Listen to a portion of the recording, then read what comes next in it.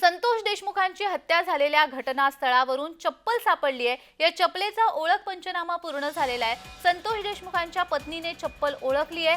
आरोपींना कठोर कारवाई होण्यासाठी पुरावे महत्त्वाचे ठरणार आहेत।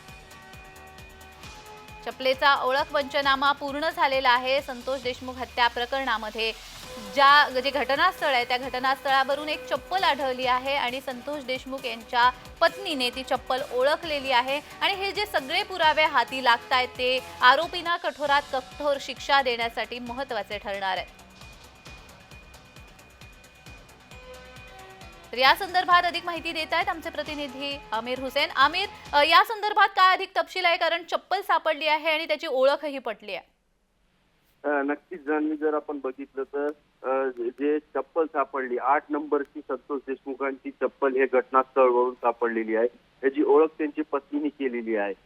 जेव्हा आहे तर हे त्यांची हत्या करण्यात आली, त्या ठिकाणी हत्या करण्यात आली होती। त्या ठिकाणी एसआयटी सीआयडी बीड पोलिसांनी जेव्हा तपास केला त्या ठिकाणी हे पुरावे त्यांच्या समोर आले होते। लहान सहान पुरावे सुद्धा पोलिसांनी तिकडे सोडले नव्हते। ते सगळे पुरावे ताब्यात घेतले होते आणि ते ताब्यात घेतल्यानंतर एसआयटी आणि सीआयडी जेव्हा स्थापन झाली त्यानंतर त्यांना हे पुरावे देण्यात आले आणि सीआयडी एसआयटी स्वतः जाऊन त्या ठिकाणचं बारीकपणाने निरीक्षण केलं आणि त्यानंतरच हे सगळे पुरावे गोळा केले आणि त्यानंतर गोळा केल्यानंतर हे चप्पलचं पंचनामा त्यांच्या पत्नीतून करण्यात आला की चप्पल संतोष देशमुखांची होती का? ते म्हणले होय, संतोष देशमुखांची चप्पल होती।